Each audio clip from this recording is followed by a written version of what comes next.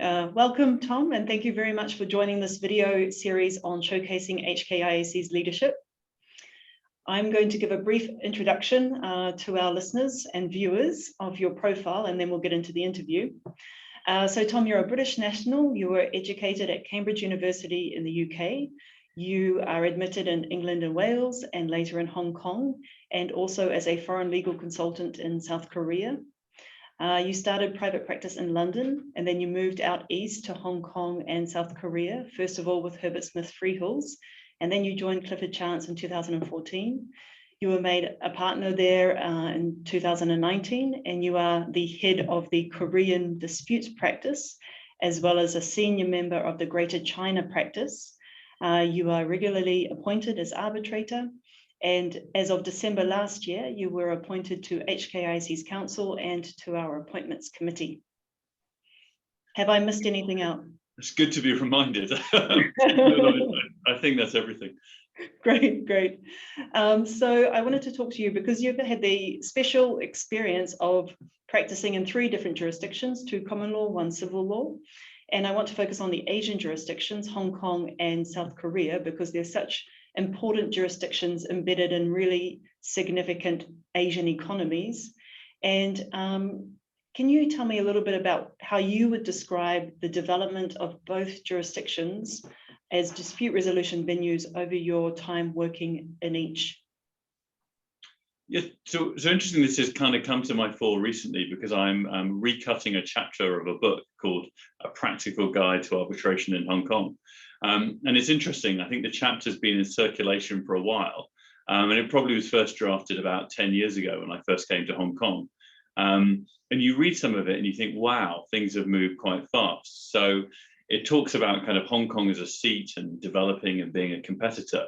Whereas I think now Hong Kong is one of the world's top 5 seats, and it's a seat which is regularly picked, and people use Hong Kong governing law everywhere. And so I think you can sometimes forget when you're on the ground how fast the development's been.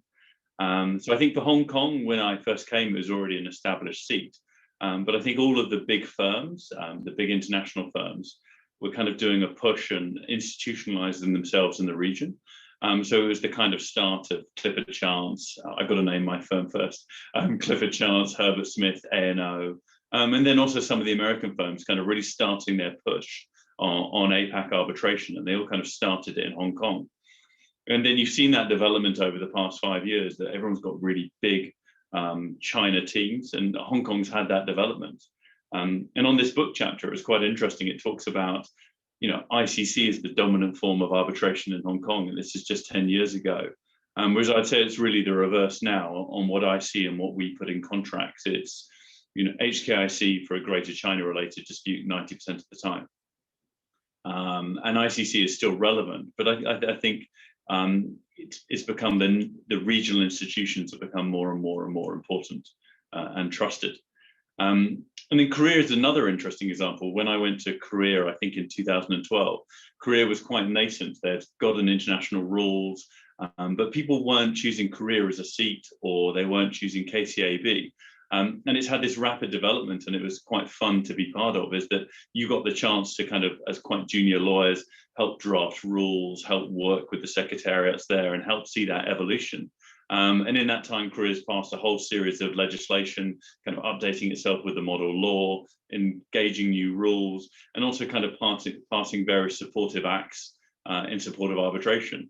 So you've seen this rapid growth. Not so much that people are choosing Korea as a hub seat, but what they're doing is they're choosing it as potentially, when there's a Korean party involved, it's now accepted that you could choose Korea as a seat, and you could choose the KCAB rules. And because of this, you've actually seen in the past 5 years, some really big disputes seated in Korea, and either under the Korean governing law or KCAB rules, which you wouldn't have historically seen. So it's that regionalization within Asia, which I think has been the big change in the past 10 years or so. Yeah, thank you for that. And I do know that you said that you enjoyed working on drafting procedural rules, so I'll just tuck that away and possibly come back to you in a couple of years. So, Tom, your practice spans a wide range of commercial disputes, but you do specialize in post-M&A, joint venture, and private equity disputes. And we see a lot of those cases at the HKIAC, and a lot of those cases involve mainland Chinese parties, either incorporated on the mainland or, elsewhere, for example, the BVI. And in a lot of those disputes, we see Hong Kong as the seat and Hong Kong governing law and HKIAC. From your perspective, what are your thoughts with respect to Hong Kong as a seat for those kinds of cases? Yeah, so, I mean, Hong Kong has for a long time been the preeminent finance hub in APAC. And look, Singapore has come up and is now another important finance hub. But still, we as a kind of finance-based big old English law firm, Hong Kong is our biggest office. And so one of the reasons that we, and I think a lot of other firms, have Hong Kong as a seat and have HKIAC is just because we're here. And a lot of the private equity firms and the M&A advisory teams are based here. And then you combine that with that Hong Kong is generally where most of the offshore firms have their local operations. And then it kind of becomes this kind of reinforcing circle that for a long time now, people have chosen Hong Kong as a seat in HKIAC rules and Hong Kong governing law. And that's kind of been a reinforcing circle. And obviously one of the questions is, does that reinforcing circle continue? And from what I can see and what I put in contracts, yes. So for Greater China things, there's obviously reasons that we all put Hong Kong as a seat, and that's that you get the benefit of the arrangement. But also just that still you have Hong Kong as this major finance hub. So it's this intermediary place, not just for China-related deals, but within the region. So I think there's a kind of a heritage and evolution reason that it's there, but also that it's, a number of big PE houses who we've acted for have used HKIAC rules and, had the negative experience of being through a dispute, but are comfortable with the process and the result. And then it just continues on like that.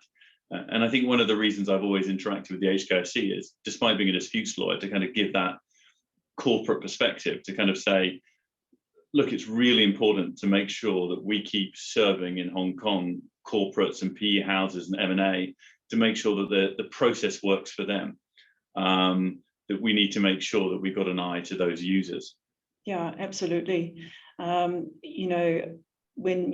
When we structure our council members, it's really important for us to have people on board who can represent the users. And so we do have people like yourself and also in-house counsel, because that's so important to know really what the users need and their experiences through disputes, what they take away and what can be adjusted to make things better in terms of the process. So, you came onto council in December last year, and you were also then appointed to the appointments committee. And I think making appointments is probably the most important function of an arbitral institution. You have to get that right. Tell me what you've thought about the process that you see at HKIAC that you now participate in with respect to appointing arbitrators. So it's quite interesting. I mean, I've been in Asia since 2010 and Hong Kong for most of that. And I've kind of always been friends with people at the HKIAC and known the secretariat, or or I've worked at firms where there's been council members and appointments committee members. And I was quite shocked when I joined the appointments committee. Don't worry, Sarah, it's going to be good. I was quite shocked in a positive way of the amount of work which goes on. Because I think from the outside, it's quite opaque, the level of detail and consideration which is given. And look, I do think it's something which is really important, because users want something which is quite specific. They want the right person to resolve their disputes.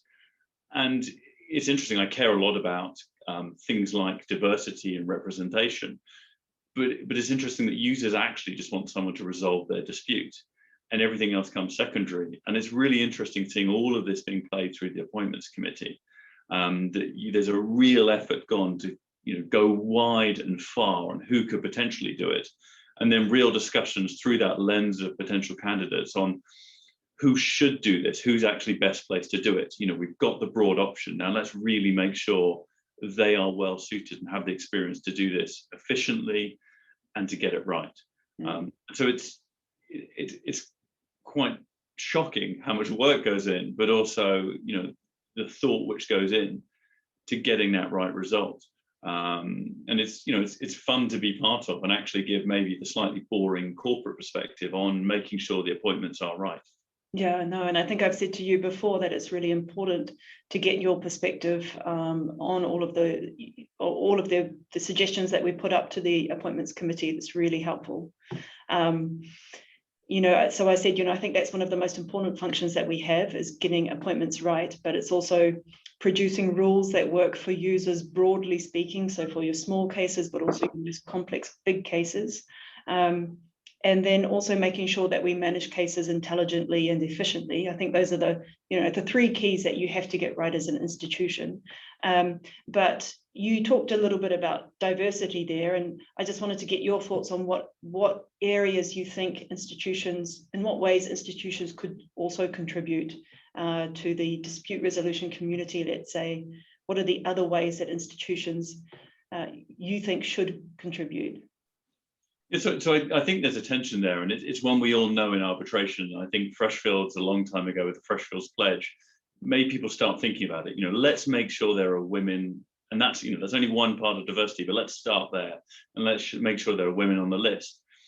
But then when you sit there and you think of a dispute, the issue is often that, let's say you've got a very big value dispute, you end up thinking you want a 50-year-old, 60-year-old, and, you know, maybe they need to have experience in this region.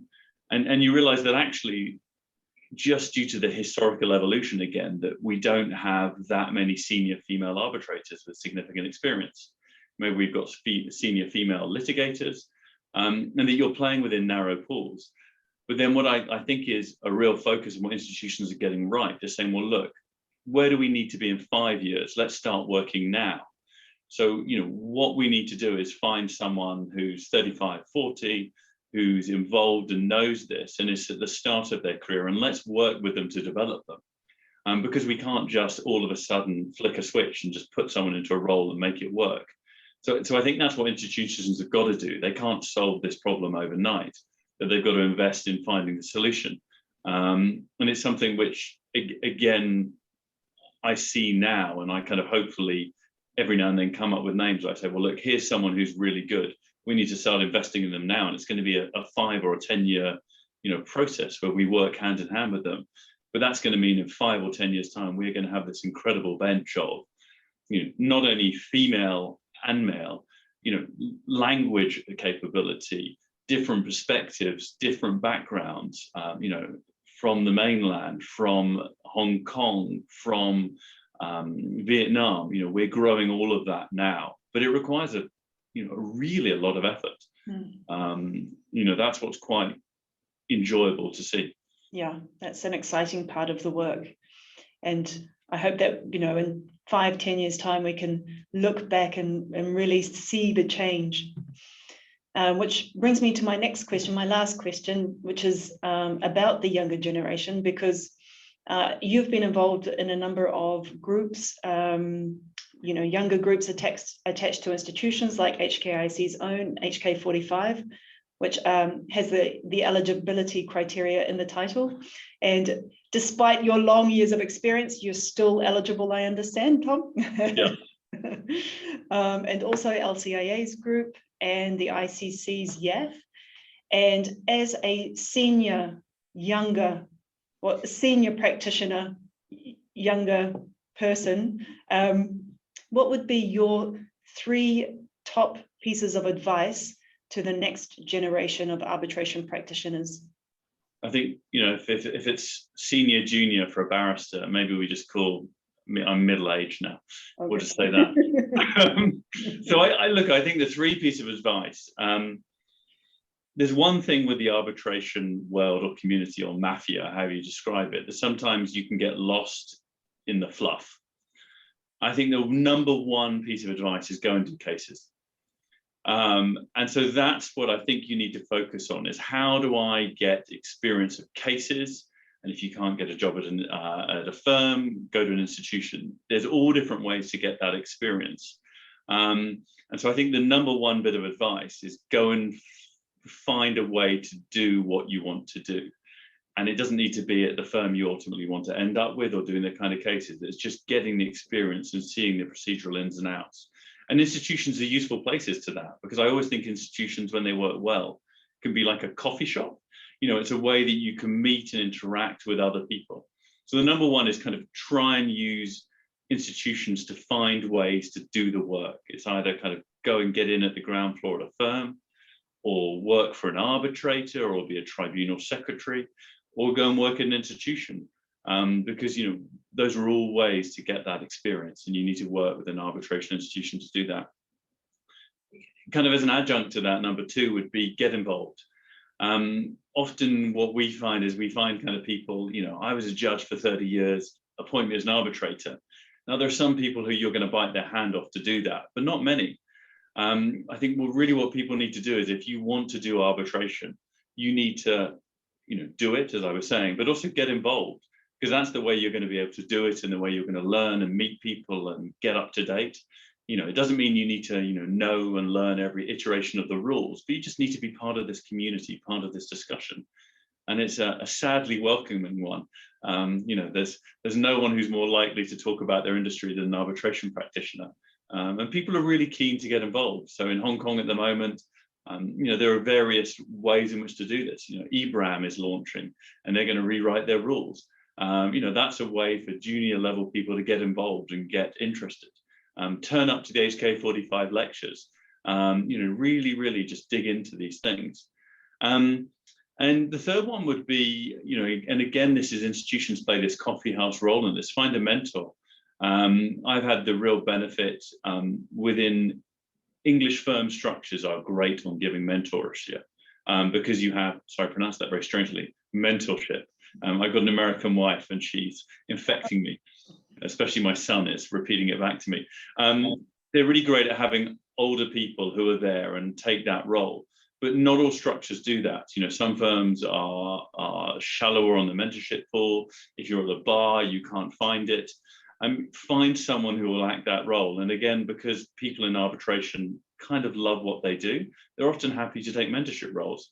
And I've had people at my firm, Jason Fry, he's our big old senior granddaddy in Paris. He happily takes that role, or Cameron Hassel in Asia. But then there's people like Ben Hughes, who I got to know in Korea, who just took that mentorship role and kind of, helped me and got me involved and taught me things. And it's always been that institutions are that coffee shop, that way to kind of find these connections. So I think those would be the three tips. Wonderful. Brilliant. Well, thank you, Tom. Thank you for your time today, and thank you for all of your work with HKIAC. Cool. Thanks, Sarah. Thanks.